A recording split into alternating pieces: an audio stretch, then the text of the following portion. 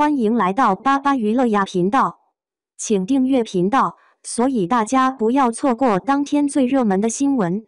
我们今天的时事通讯包括以下内容：程毅特型吐血演员，谁能想到程毅凭一己之力承担起了剧王沉香如屑的 KPI。继口哨歌吹口哨出圈后，他的108种花式吐血在我首页刷了屏，还真有不少是程毅的吐血粉。简单来说，这就是一场和平分手引发的血案。神界不允许神仙谈恋爱，一旦生情就要受刑罚。男主应渊和女主颜淡被大家发现搞暧昧后，应渊就想要和平分手。在应渊看来，否认感情，保颜淡的命最重要，但恋爱脑颜淡认为爱情价更高，一气之下还跳了叶忘川，于是两人开始了你来我往的极致虐恋。其实在原著中，程毅饰演的男主应渊并没有那么多吐血的发挥，这个片段主要虐的是女主。但为了捧自家太子，欢瑞把原著中的男二变成男主，还把他变成了美强惨，给人精心设计了不少虐戏，以至于其他角色都成了推动男主吐血的工具人，且营销不断。为了打造一整个凄美的氛围感，吐血已然是古偶必备名场面了。可动不动就吐血，真的会从我见犹怜变成贻笑大方，恨不得集资买3斤猪肝给人补补。为送老婆去投胎，主动在天帝面前受罚吐血。为了捞老婆给自己修过的玉带，他纵身跳进焚元炉，出来后吐了一口老血。老婆当年修好的神庙基柱出了问题，边吐血边修补。老话说得好啊，少年吐血，年月不保，纵然命长，终是废人了。但我们程毅不管的，反正古偶的世界里，吐再多血，男主永远死不了。最出圈的是这段上天刑台受刑罚的名场面 ，YXH 们统一了文案，对程毅的演技有了新的认知，虐到我心碎。和程毅花式吐血演技相比，奥斯卡之类的不值一提。一开始还是微微吐血，但后来随着刑罚的加重，面部开始抽搐，吐得痛彻心扉。与之配合的是，官方还放出花絮，狠狠炒了一波，大夸程毅的演技与可爱。上一秒还在委屈巴巴地喊我怎么演啊，下一秒直接入戏，然后可爱的被血浆给呛到了，粉丝的底气立马来了，看看，这就是演员的信念感。但也有很多观众不愿吃这口饭，你想虐没问题，能不能把情节逻辑漏洞补上了再虐？吐太多了，跟吐痰一样，也审美疲劳。还有人说吐得挺好，但没有琉璃吐得好看，因为2部剧用的是同一个造型指导，程毅的造型也让观众有些傻傻分不清。无奖竞猜，这是吐血的司凤还是应渊？吐血应渊还得从2年前那部让程毅爆火的琉璃说起。他饰演了隐忍深情的司凤，不是在吐血，就是在吐血的路上，还把吐血演出了层次感和易碎感。网友做过统计，剧中的他吐了大概有77次，剧方给他打低 title， 史上最会吐血的男主，行走的血包。导演尹涛夸他吐得好看，粉丝也以程毅的吐血戏引以为傲，喜欢看他哭，看他被虐，爱他半死不活的模样。凭借着各种吐血名场面，甚至捧红了破碎感的营销，在万物皆可破碎的娱乐圈，司凤才是破碎感的起源。因为女主角玄机把司凤形容为一只破碎的花瓶，程毅破碎感就此诞生。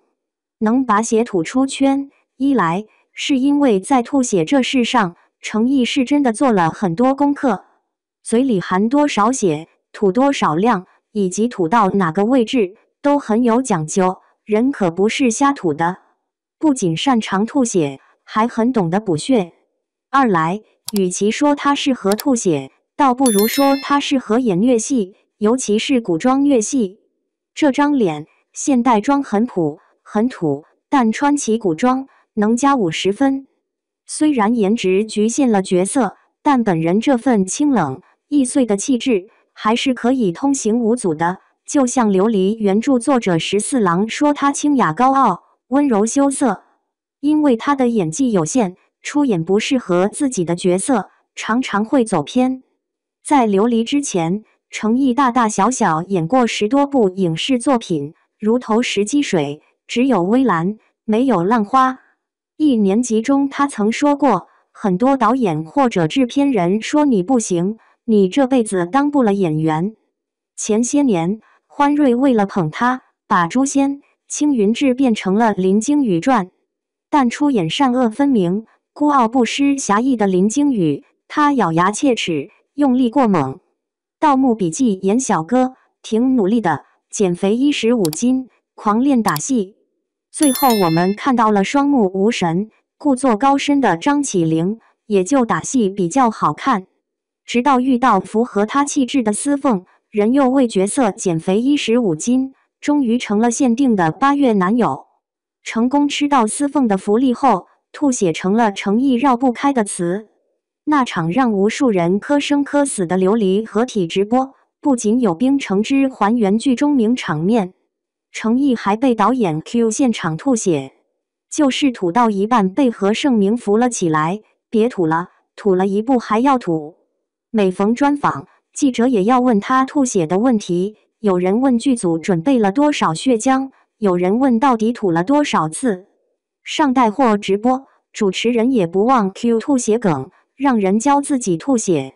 上法医综艺，聊的还是吐血，以至于现在一看到程毅，大家的反应就是吐血。人在抖音营业，因为唇色很淡，缺德抖人说他吐血吐多了有些贫血，营业离不开吐血梗，拍戏也步步都要虐。再加上欢瑞使劲给他加吐血戏，程毅已然成了特型吐血演员。本人在吐血这事上愈加自信，我演的最好的就是吐血了。琉璃播出时，程毅和张雨绮的《与君歌》刚开机不久，他出演的是病弱的傀儡皇帝，非常努力的哭哭哭、吐吐吐。热衷样板戏的欢瑞用的还是琉璃的造型团队，很多镜头看起来真的很像司凤 3.0。最近，他正在和曾舜晞拍摄《莲花楼》，饰演的李莲花就更惨了，年少成名，遭遇不幸，后来被生活磨平了棱角，甘愿做个平凡的小人物。可惜走到最后，命运并没有厚待他，爱人嫁他人，旧伤又复发，右手变残疾，双目近失明。已知战损造型已经上了热搜，离程毅吐血还会远吗？古装戏吐，现代剧也要吐。